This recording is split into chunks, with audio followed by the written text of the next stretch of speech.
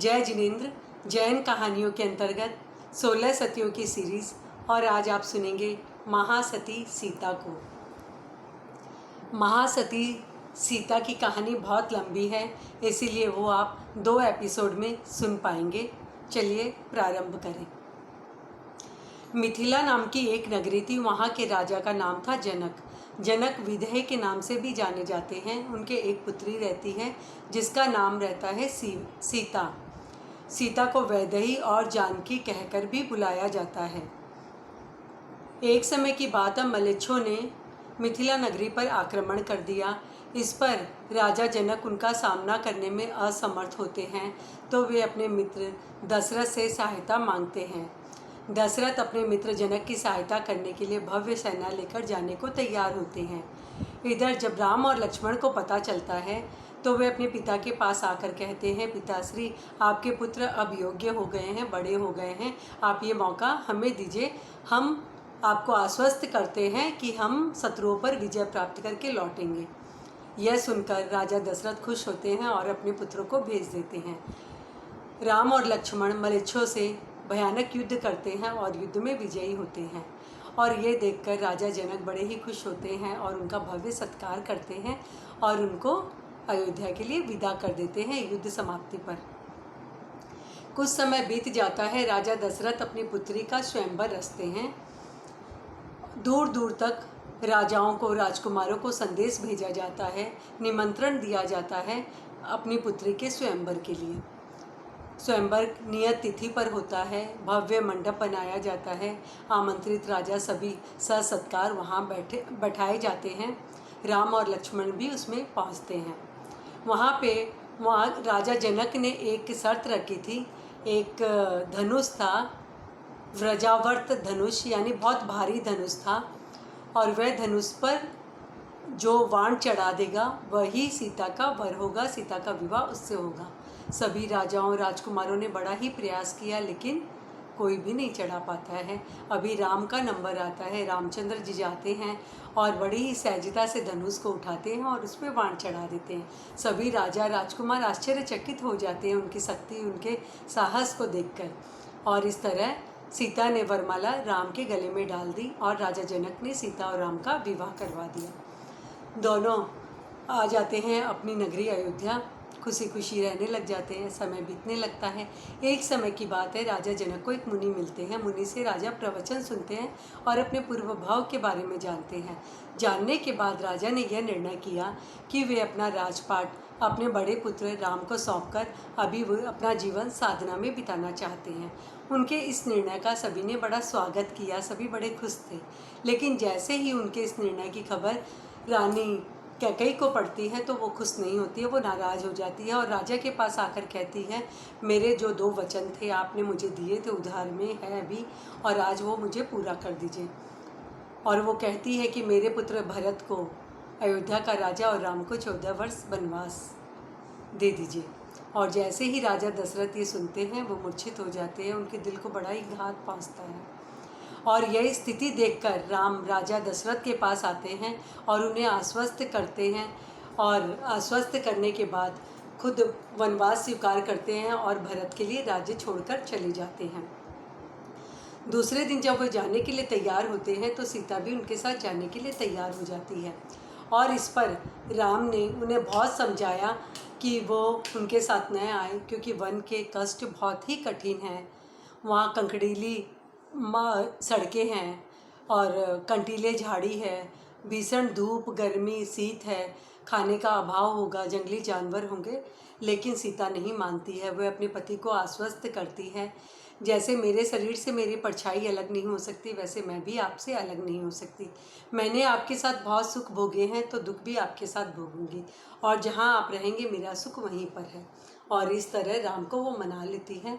राम और सीता दोनों वनवासी के वस्त्र धारण करते हैं और अपनी माता कौशल्या के पास जाते हैं आज्ञा लेने के लिए, आशीर्वाद लेने के लिए। माता कौशल्या भी सीता को बहुत समझाने का प्रयास करती है, लेकिन सीता ने बड़ी ही विनम्रता से अपनी सास को मना लिया और राम के साथ वो चल पड़ती है।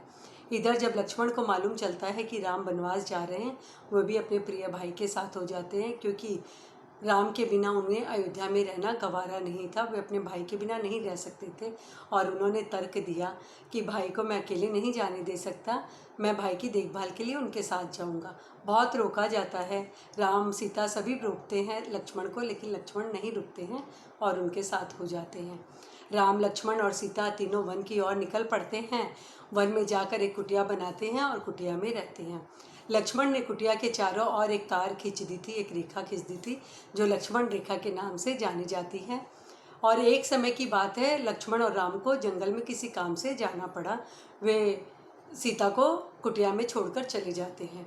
इधर लंकापति रावण को सीता की सुंदरता का पता चलता है और वह मन ही मन कल्पना कर लेता है कि सीता को तो मैं हरण करूँगा, उसकी सुंदरता का मैं पान करूँगा।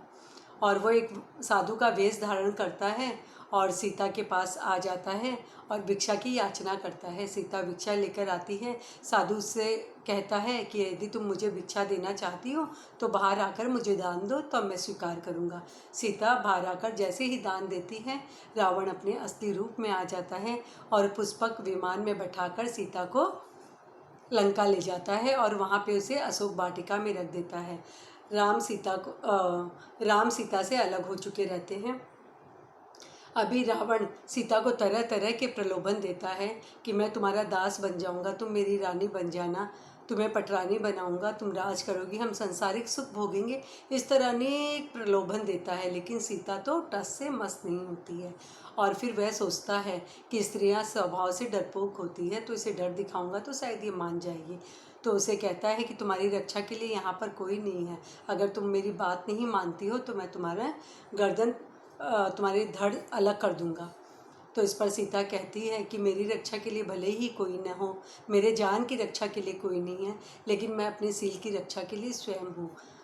मेरा सील किसी भी हालत में जा नहीं सकता, मैं अपनी जान दे दूंगी क्योंकि मेरा सील मेरे जान से ज़्यादा कीमती है। और इस तरह रावण की बात का जवाब देती है और अपने संयम पे दृढ़ बनी रहती है। इधर राम और लक्ष्मण जब वन से वापस आते हैं तो सीता को नहीं पाकर बड़े ही परेशान होते हैं। चारों तरफ खोजते हैं लेकिन सीता कहीं भी नहीं मिलती है। घूमते घूमते हुए सुग्रीव से मिलते हैं और फिर हनुमान से मिलते हैं। हनुमान की सहायता से सीता का पता चलता है कि सीता लंकापति रावण की नगरी में है, वो अशोक वाटिका में उसे रखा हुआ है। फिर तो क्या था, राम, लक्ष्मण, सुग्रीव और हनुमान पूरी तैयारी के साथ, पूरी सेना के साथ लंका पर आक्रमण कर देते हैं। अब रावण के बड़े बड़े योद्धा, भाई, ताकतवर पुत्र जो विशिष्ट शक्तियों से लब्धिधारी थे, सभी के सब उस युद्ध में मारे जाते हैं और रावण लक्ष्मण के द्वारा मारा जाता है। और इस तरह वे लंका पर विजय प्राप्त करते हैं और करने के बाद में सीता को ससम्मान ले आते हैं।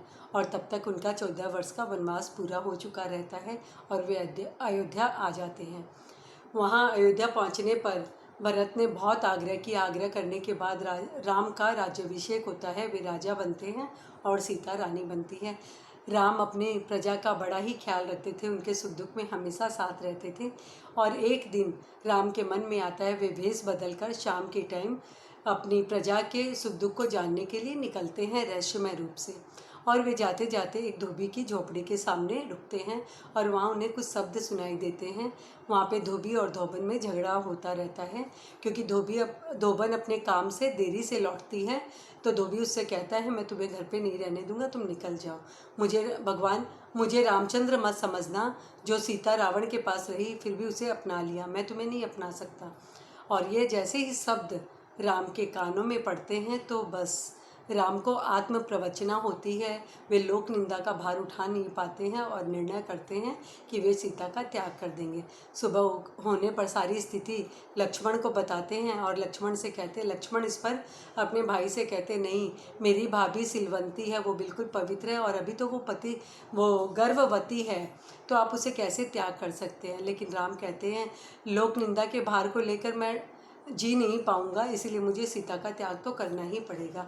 और अपने सारथी को समझाते हैं। समझाकर वे सीता को जंगल में भेज देते हैं और घने जंगल में जाने के बाद सारथी सारी बात सीता को बताता है और बड़े ही दुखी मन से वापस लौट आता है। ये सब सुनकर सीता मूर्छित हो जाती है और मूर्छित होने के बाद जब उसे होश आता है तो वो सोचती है ये मेरे कर्मों की वजह से ही है, मैंने ज़रूर ऐसे कर्म किए थे, इस वजह से मुझे ये दंड मिल रहा है, मेरे पति ने मुझे त्याग दिया। ये सोचती रहती है, तभी सीता को कुछ टापू की आवाज़ सुनाई देती है। घोड़े के टापू की आवाज़ थी। जब वो पलट के देखती है तो कुछ लोग उसकी ओर आ रहे हैं। सीता बिल्कुल सहम जाती है, डर जाती है। और इस पर वो थे पुंडरीकपुर के राजा वज्रजंग। वज्रजंग जब उसके पास पहुंचते हैं तो उनके महामंत्री ने सीता से कहा, तुम डरो मत, हमारे जो राजा जी हैं वज्रजंग, ये पक्के श्रावक हैं, इन्होंने शीलव्रत ग्रहण किया है, तुम्हें डरने की आवश्यकता नहीं, तुम अपनी बात इन्हें बता सकती हो। सीता अपनी पूरी कहानी बताती है उन्हें, तो वे जानकर सीता से कहते हैं, हम 7 धार्मिक हैं, तुम मेरे साथ चलो, मैं तुम्हें अपनी बहन मानता हूँ और मेरे पुंडरीकपुर नगर में तुम मेरी बहन बन के रहना। और ये था कहानी का पहला एपिसोड। दूसरा एपिसोड सुनेंगे आप दूसरे वीडियो में। धन्यवाद।